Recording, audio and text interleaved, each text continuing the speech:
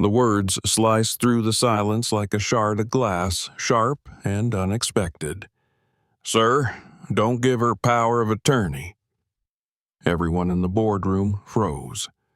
The pen, hovering over the signature line, stopped midair, its ink never touching paper. At the far end of the long mahogany table, billionaire Raymond Ashcroft blinked, his hand stiff, while his poised wife Lenora Dalton turned slowly, her smile still elegant but suddenly brittle. The voice had come from the back of the room, where a girl no one had noticed now stood with her shoulders square and her eyes blazing. She wore a faded maintenance uniform with the name tag reading T. Grant.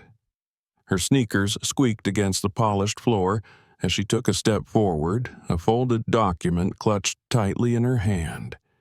She was 17, dark-skinned, with a long braid down her back and a fire in her chest that no one could see but everyone would soon feel. "I read the clause," she said, voice steady. "Section 8, paragraph 3, line 7. If he signs that paper, he gives full legal authority to her. It's irrevocable. No expiration, no checks. That's not delegation. That's total surrender." Gasps moved across the room like a wave. One of the legal advisors flipped through the document with trembling fingers. Lenora's tone, when it came, was smooth as silk wrapped around ice. "She's just a janitor's daughter. What does she know about corporate law?" Another board member, a young executive with sharp glasses and a tablet in his lap, muttered, "She's not wrong." Raymond turned his eyes slowly toward the girl. "How do you know this?" Tamara lifted her chin. "My grandfather used to be a clerk in municipal court. Before he passed, he taught me to read contracts the way some kids read fairy tales. I saw this one in the copy room last night. Someone left it there. I wasn't trying to snoop, but once I saw it, I couldn't pretend I didn't." Lenora's voice rose slightly. "Security, please remove her." But Raymond raised a hand, never taking his eyes off Tamara. "Lenora," he said, "why wasn't this clause flagged by our legal team?" "It's standard," she replied tightly. "Boilerplate language." "It's not," Tamara said, a little louder. "That clause, it's custom written. I checked it against older documents. It bypasses trustee review and names a dormant shell company in Delaware as fallback executor. That's not standard. That's engineered." One of the lawyers turned pale. "She's right." Lenora's mask cracked for a second, just a flicker. But Tamara kept going. "I know I don't belong in this room. I know I'm supposed to be invisible. But if you sign that page, you'll give her control over every holding in your name, and it'll take a decade to get it back. I don't care if I get fired. I just care that someone tells you the truth." A heavy silence followed. Then Raymond slowly placed the pen on the table. No one moved. Tamara turned to go, her heart slamming in her chest. But just before she reached the door, Raymond spoke again. "Wait." She stopped. Their eyes met. For a moment, not long but long enough, he didn't see a janitor's daughter. He saw the only person in the room who dared to tell him the truth. Behind the closed door of the boardroom, power had just shifted. Outside, rain began to fall over the city. Tamara walked down the sidewalk, her hoodie soaked through, but her head held high. She had no plan for what came next. But she knew something now that no one could take away. Sometimes the smallest voice is the one that cracks the silence. And sometimes that's all it takes to stop a lie from becoming law. The rain hadn't stopped by the time Tamara stepped off the subway in South Brooklyn. It fell in thick sheets now, turning every streetlight into a halo and soaking her jeans through the knees. She didn't rush. Her mind was still trapped back in that boardroom, in the silence that followed her words, in the way Raymond Ashcroft's pen never touched the paper. Her phone buzzed in her pocket just as she reached the alley behind their apartment building, unknown number. The message was short. You weren't the only one who noticed. Meet me. 9:30 p.m. Red Hook Pier. Come alone. She stared at the screen. Her instincts screamed no, but something in her stomach, the same thing that pushed her to speak up in that room, whispered yes. By 9:20, she was standing beneath the rusting iron frame of an old loading crane, wind slicing through the open pier like knives. Then a figure emerged from the shadows, older, taller, with a gray beard and a heavy coat that looked like it had seen a dozen winters. "You're Tamara Grant," he said, not asked. "I'm Elias Rowe. Used to run internal compliance at Ashcroft Holdings, until I saw something I wasn't supposed to." He handed her a folder. She opened it with frozen fingers. Inside, printed emails, offshore transfers, old delegation contracts annotated in red ink. Lenora Dalton's been orchestrating silent transfers through 3 dummy firms over the last 18 months, Elias said, watching her reaction. What you caught was just the latest move. She's been building a trap beneath your employer's feet, one signature at a time. Tamara's voice was barely a whisper. "Why me?" Elias looked toward the bay, voice low. "Because you weren't supposed to matter, and yet you saw it, you acted. That makes you dangerous, and it also makes you necessary." She didn't speak for a moment, then, quietly, "They're going to come for me, aren't they?" Elias nodded. "They already are." He handed her a burner phone. "If anything happens to me, there's a contact in there. Victoria Sung, federal counsel. If you find something they buried, she's the one you trust." Tamara tucked the phone away, her heart pounding. When she returned home, the apartment was dark except for the kitchen light. Her mother sat at the small round table, arms crossed, eyes tired but focused. "I saw the news," Monica said. "You made him stop." Tamara set the folder on the table between them. "I think I started something bigger than I understand." Monica opened the folder, flipped through the pages, then looked up. "Then you'll need to understand it fast, because powerful people don't lose quietly." Tamara didn't sleep that night. She sat on her bed with the folder spread open, copying notes, cross-referencing names, scanning each document for patterns. Around 3 a.m., she found it. A legal proxy transfer signed under the name R. Ashcroft, but the signature didn't match. And the notary stamp was tied to a firm in the Cayman Islands that didn't exist anymore. She traced it back to an entity called Kensley Investments, then found a second clause embedded in another document granting Lenora temporary voting power over Ashcroft private equity funds. The dates overlapped. "She forged it," Tamara whispered to herself. "She forged the whole thing." Her hands trembled, not from fear, but from something colder. Clarity. By morning, she was already on the Q train into Manhattan, the USB in her pocket holding scanned files and a recorded voice memo detailing what she found. She didn't go to school. She didn't go to work. She went to the old West Side legal building where Elias told her to find Victoria. The lobby guard looked skeptical when she gave the name, but 10 minutes later, a woman appeared in the glass-walled hallway. Mid-40s, no makeup, pinstripe suit, eyes sharp enough to cut through concrete. "You're Tamara Grant?" "Yes." "You're late," Victoria said. "Come with me." In a quiet corner office with windows overlooking the river, Tamara handed over the USB. Victoria plugged it in. Her eyes flicked across the screen, then stopped. Her tone shifted. "Where did you get this?" I followed the paper trail last night.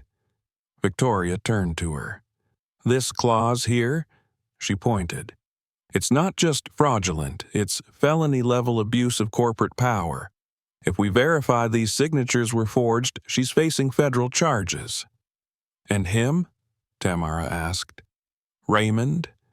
Victoria leaned back in her chair. If he knew what he was signing, he's complicit. If he didn't, he's a victim. Either way, this is about to explode. The wind howled outside the window. Victoria tapped the keyboard again, then turned to Tamara. I can get you whistleblower protection. But once we file this, you're not just the janitor's daughter anymore. You're the person who exposed one of the most powerful women in corporate America. Tamara stared out the window, breath fogging the glass. I didn't want this. No one wants to be the one who throws the match, Victoria said. But sometimes the house is already on fire. Tamara nodded slowly, then let it burn. The email hit the boardroom at 8:42 a.m., just as Raymond Ashcroft stepped into his corner office with a paper cup of black coffee and a headache that hadn't left since Tamara Grant spoke up 2 days earlier. The subject line was neutral, as if trying not to wake anyone. Compliance anomaly, signature discrepancy detected. But the contents were anything but quiet. It contained 5 attachments, each flagged with red metadata, and a final line that made his stomach drop. Signature appears forged. Verification recommended immediately. He didn't call anyone, not his assistant, not Lenora. He shut the door and pulled out a drawer lined with contracts dating back 2 years. At first, he looked for reassurance, a pattern that would exonerate. But the more he flipped, the more the evidence bled into the page like oil through linen. The same clause, repeated with slight variations.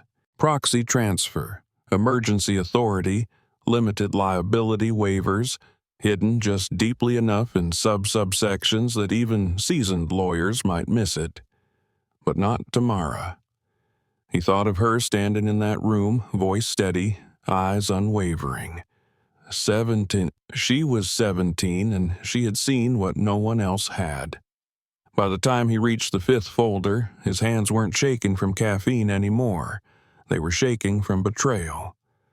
At 10:04 a.m., Lenora walked in without knocking, a habit he once admired and now felt like trespass.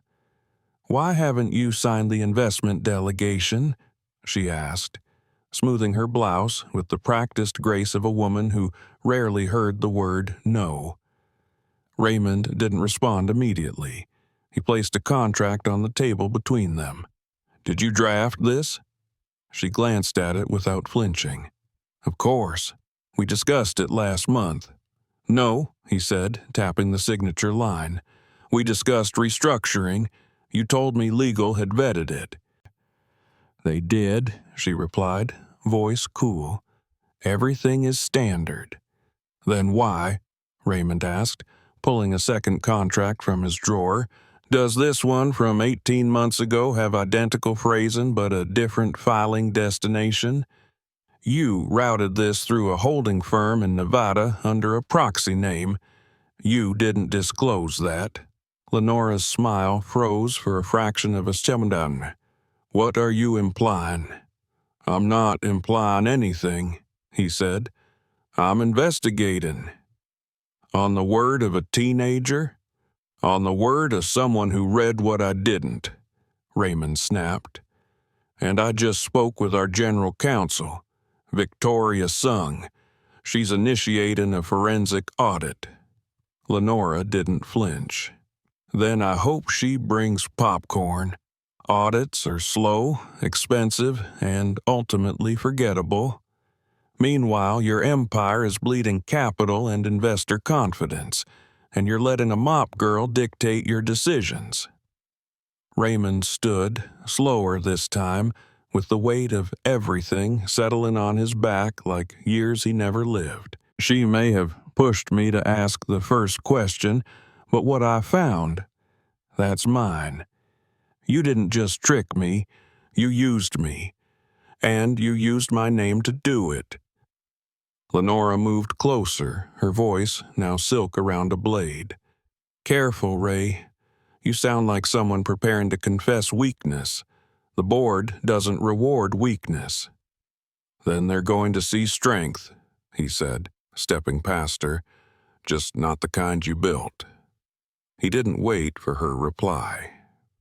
He walked straight out of his office, past the glass walls that once made him feel untouchable, into a future that would be louder than anything he had imagined. Tamara, meanwhile, was sitting in a silent corner of Victoria's office, scrolling through a drive of archived contracts she had decrypted the night before. Every file felt like a whisper, some quiet betrayal hidden between clauses and signature lines, like the law itself had learned to lie. She was exhausted. Her eyes burned. Her stomach grumbled with the kind of hunger that couldn't be fixed by food. But she kept going, because now she knew the rules. She knew where they hid things. She leaned forward, highlighting a section buried inside a seemingly benign M&A agreement dated 5 months ago. It routed a $3.2 million transfer to a consultancy registered to an address in the British Virgin Islands. She looked it up. The building didn't exist. She checked the notary. It traced back to a man named Arthur Keene, someone listed as retired, but who had signed 8 documents in the past year alone. "Victoria," she called. The lawyer stepped in from the hallway, holding a call on mute. "I think I found another proxy. The notary's bogus, and the building doesn't exist." Victoria's eyes sharpened. "Mark it, and send the folder to the DOJ contact. We'll need it as pattern evidence." Tamara nodded and emailed the file without flinching. She was no longer just reporting what she found. She was building a case. That afternoon, she didn't go back to Queens. She stayed in the city, moving between coffee shops and library terminals, watching for any sign that someone might be tracking her, following the way Elias had warned. At 5:37 p.m., her phone buzzed again. Unknown number. "I warned you. Now you'll learn what silence really costs." Attached was a photo of her mother's building, the hallway outside their apartment. Tamara froze. Then she stood, gathered her things, and called Victoria. "They're threatening her again," she said, voice low but hard. "We need protection now." By 7:00 p.m., 2 marshals were stationed near her apartment. By 8:00, Victoria had Tamara staying at a secure residence in Midtown, a room with a heavy door and windows too high for a camera to see in.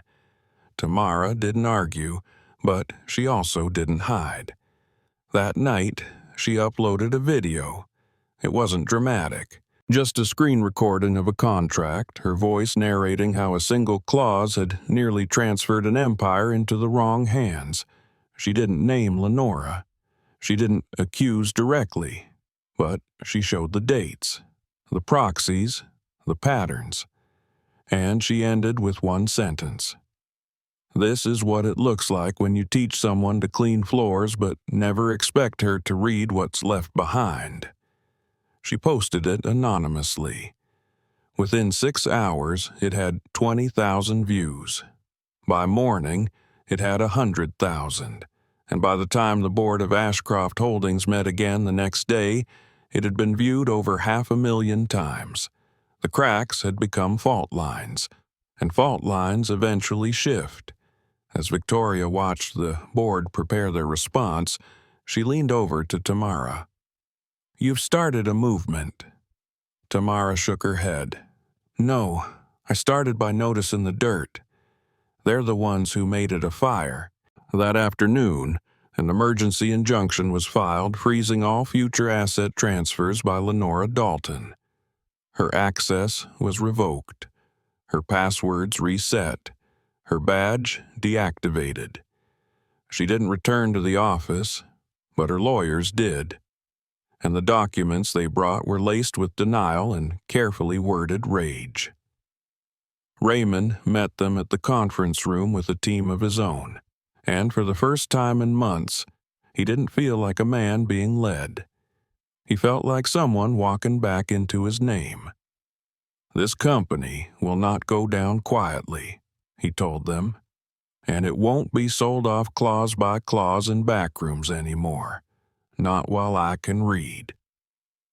Across the city, Tamara sat on the edge of her narrow bed in the safe apartment, staring at her laptop as a new notification came in. Channel: Civic Truth.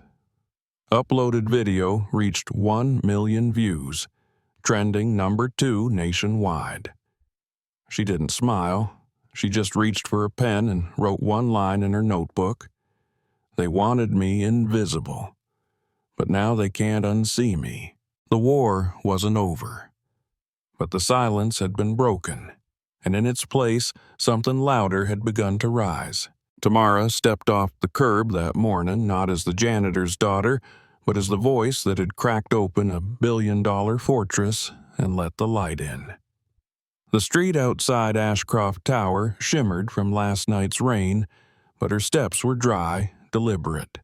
She passed security without a glance, past the front desk where 2 staff members gave her a nod that said everything and nothing at once. Victoria waited for her at the private elevator, her phone pressed to her ear, a binder tucked under one arm, lips tight in thought, but her eyes relaxed when they met Tamara's. "He's upstairs," she mouthed. They rode in silence, but it was no longer the silence of fear. It was the kind of silence that builds before something irreversible. When the doors opened to the executive conference suite, half the board was already seated. Some looked tired, others alert. A few looked wary. Raymond stood at the head, no tie, sleeves rolled, his expression unreadable but steady. Tamara sat down between Victoria and a younger partner from compliance, a woman named Eden who had once brushed past her without seeing her at all, but now carried a folder labeled Whistleblower Evidence Docket Phase 2. The meeting began without small talk. Victoria presented first, outlining a chain of paper trails that traced back further than anyone had predicted. Lenora had not only redirected authority through shell corporations, but had quietly established influence over 2 smaller subsidiaries through forged internal votes. Each time a clause slipped by, a little more of the company changed hands and no one questioned it, because no one thought to doubt the woman behind the curtain. Tamara then took over the screen, displaying a timeline of the past 18 months and highlighting the dates when she believed the most damaging documents were executed. Her voice never wavered.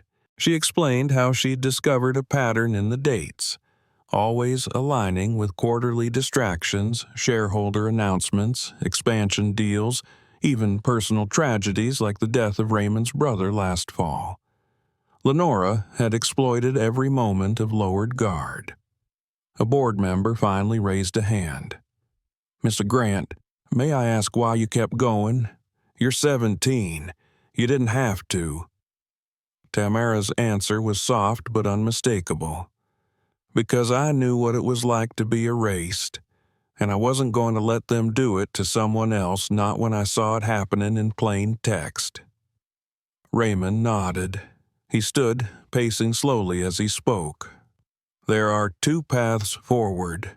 We can settle this quietly, absorb the damage, fire a few people, release a memo, and pray the headlines fade before the quarter ends. Or," he paused, locking eyes with each board member, "we can finish what this girl started. We can clean house, fully, no shields, no half measures. Because if a 17-year-old with no office, no title, and no reason to help us risked everything to tell the truth, What excuse do we have not to follow her lead? No one answered. No one needed to. Victoria tapped the binder gently. The DOJ is reviewing. We'll need full cooperation. No objections came. Only nods. Quiet, rippling nods that felt like a tide shifting. Across the city, Lenora sat at a table in her lawyer's downtown office. Her reflection in the glass pane behind her was different now, tight around the eyes, more defensive than defiant. The email from Raymond had been short. Board has initiated full audit. Compliance team requesting all files. Your executive access has been revoked. Her lawyer flipped pages in a binder, mouth thin, fingers fidgeting. They have a strong position. If they push, we may not be able to contain the fallout. Lenora didn't respond. She stared out the window. She was supposed to be invisible, she murmured. A janitor's girl with a library card. Her lawyer didn't understand the weight of that sentence, but Lenora did. Because that girl had rewritten the narrative, and now every headline bore the name Tamara Grant, like a strike against the old order. 3 days later, Clara Wells' former legal team filed a formal separation of interest from Lenora's case. They no longer believed they could defend her strategy in court. That same afternoon, Victoria received a message from a contact within the Department of Treasury. They were requesting a joint investigation into the use of forged authorizations in high-value financial transfers across 6 major firms. Ashcroft Holdings was the first to respond. Raymond agreed immediately. "We don't bury this," he said. "We expose it." That evening, Tamara returned to the rooftop of their Queens apartment, the same spot where she used to sit with her mother when they couldn't afford a television and watched planes fly overhead instead. Denise joined her quietly, handing her a warm mug of tea. "They're calling you the invisible witness," she said. Tamara laughed under her breath. "Then I guess I'm visible now." Her mother didn't smile. She just looked at her daughter like seeing her fully for the first time. "No, baby, you always were. They just ran out of excuses not to look." The next morning, the first public hearing began. Victoria led the delegation. Raymond testified. Tamara sat in the audience beside a row of compliance officers and whistleblower advocates who had flown in from other cities. The room was packed. The media called it the clause that cracked a corporate empire. One of the senators on the review committee asked Tamara, "Do you understand what you've done?" She answered without flinching. "I understood what they were doing. I just refused to let them finish." Later that week, a national scholarship fund for underprivileged youth pursuing careers in law, ethics, and corporate justice was launched in her name. Tamara didn't attend the launch. She was at a library downtown helping a girl younger than her fill out her first FAFSA form. Her mother called later that night, voice thick with pride. "Your grandmother would have called you trouble," she said, "but the kind that makes the world pay attention."